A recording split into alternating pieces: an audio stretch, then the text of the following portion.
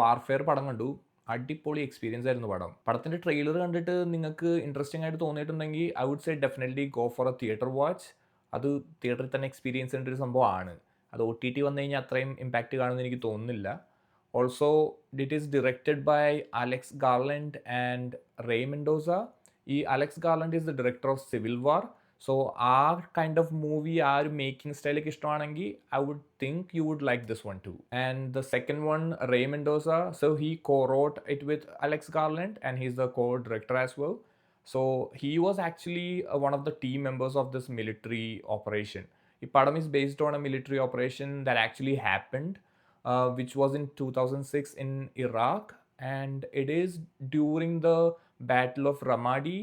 ആ സമയത്ത് നടന്ന ഒരു ഇൻസിഡൻ്റ് ആണ്. ഒരു US മിലിറ്ററിയുടെ സർവൈലൻസ് ഓപ്പറേഷനിൽ നടന്ന സംഭവങ്ങളാണ് ഇതിൽ കാണിക്കണേ.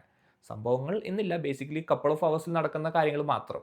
അത് ഇവർ ഭയങ്കര റിയലിസ്റ്റിക് ആയിട്ട് ഭയങ്കര അടിപൊളിയായിട്ട് എടുത്തിട്ടുണ്ട്. നമ്മൾ സാധാരണ ഇങ്ങനത്തെ മിലിറ്ററി മൂവീസിൽ കാണാറുള്ള സംഭവങ്ങളൊക്കെ തന്നെയാണ്, പക്ഷേ it just felt too intimate.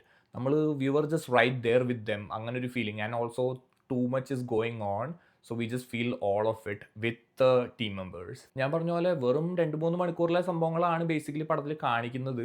അത് പക്ഷേ പക്ക റിയൽ ആയിട്ട് അതേപോലെ ക്ലിയർ കട്ടായിട്ട് നമുക്ക് കാണിച്ചു തരുന്നുണ്ട്. അതാണ് അതിൻ്റെ ഹൈലൈറ്റ്. പിന്നെ പടത്തിൽ ഇങ്ങനെ കുറേ എക്സ്പ്ലോഷൻസും പിന്നെ മിലിറ്ററി ടൈപ്പ് സ്റ്റഫൊക്കെ ആയതുകൊണ്ട് സൈലൻസ് വെച്ച് കുറേ ഒരു കളി കളിച്ചിട്ടുണ്ട്. അത് സിവിൽ വാറിലും ഇങ്ങനത്തെ കുറച്ച് സീക്വൻസസ് ഉണ്ടായിരുന്നു.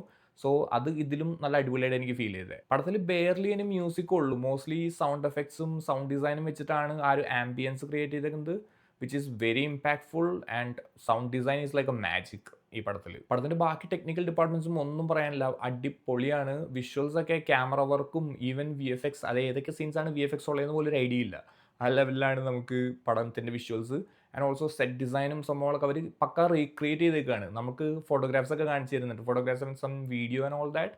സോ അതൊക്കെ അവർ ആക്ച്വലി റിക്രിയേറ്റ് ചെയ്തേക്കാണ്. ദാറ്റ് ഈസ് അടിപൊളിയായിട്ട് അവർ ചെയ്തിട്ടുണ്ട്. ആൻഡ് ഈവൻ പടത്തിൻ്റെ എഡിറ്റിംഗ് നോക്കിയാലും നമുക്ക് നമ്മളിങ്ങനെ ഒരു നെയിൽ ബൈറ്റിംഗ് സിറ്റുവേഷനിലൂടെ ഇങ്ങനെ പോയിക്കൊണ്ടിരിക്കുകയാണ്. നമുക്ക് എന്താ സംഭവിക്കാൻ പോകണേ, എന്തൊക്കെ സംഭവിക്കും, ഒരു ഐഡിയ ഇല്ലാത്ത സിറ്റുവേഷൻസ് ആണ്. സോ നമ്മളെ പക്ക ഹുക്ക് ചെയ്ത് ഇങ്ങനെ കൊണ്ടുപോകാനായിട്ട് പടത്തിൻ്റെ എഡിറ്റിംഗ് ഈസ് അടിപൊളി. പിന്നെ എനിക്ക് പടം കണ്ടു കഴിഞ്ഞപ്പോൾ എനിക്കൊരു ചെറിയ തോന്നൽ വന്നത്, നമ്മൾ ഈ മസാല പടങ്ങളിലൊക്കെ എന്തൊക്കെ എക്സ്പ്ലോഷൻസും സംഭവങ്ങളൊക്കെ കാണിക്കുന്നത്, ഇതിൽ ബേസിക്കലി ഒരു എക്സ്പ്ലോഷനും അതിൻ്റെ ആഫ്റ്റർ മാത്തും റിലേറ്റഡ് കുറേ കാര്യങ്ങളാണ് നമുക്ക് കാണിച്ചു തരണേ.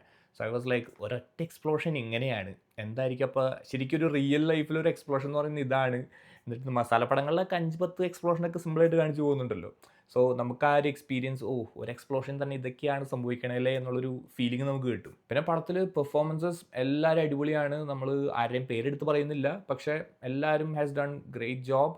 പിന്നെ ഓൾസോ ഇവർ ഇതിൻ്റെ ലാസ്റ്റ് കാണിക്കുന്നുണ്ട്, വിഷ്വൽസ് കാണിക്കുന്നുണ്ട്, that each of these actors kind of got to meet their counterpart. Not everyone, പക്ഷേ most of them got to actually meet the people, at least some of the people who were in the team.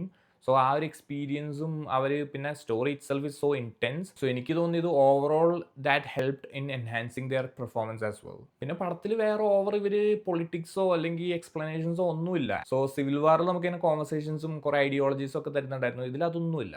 പക്ക ഒരു ഇൻസിഡൻറ്റിനെ base ചെയ്തിട്ട് എന്തൊക്കെയാണ് അവിടെ സംഭവിച്ചത്, ഇതൊക്കെയാണ് സംഭവിച്ചത്, എന്തൊക്കെ പറ്റി, എല്ലാം ക്ലിയർ കട്ടായിട്ട് കാണിച്ച് അവിടെ തീർന്നു പടം. സോ ഓവറോൾ പറഞ്ഞാൽ ടെക്നിക്കലി സ്ട്രോങ് ആയിട്ട് കുറേ സീറ്റ് എഡ്ജ് മൊമെൻറ്റ്സ് ഒക്കെ നിറഞ്ഞ ഒരു ക്വാളിറ്റി മിലിറ്ററി മൂവി, അതാണ് സംഭവം. പടത്തിൻ്റെ ട്രെയിലർ കാണുമ്പോൾ നമുക്ക് എന്തൊക്കെ ഫീൽ ചെയ്യുമോ അത് നമ്മൾ സാറ്റിസ്ഫൈഡ് ആവുമെന്നാണ് എനിക്ക് തോന്നിയത്. At least I was satisfied.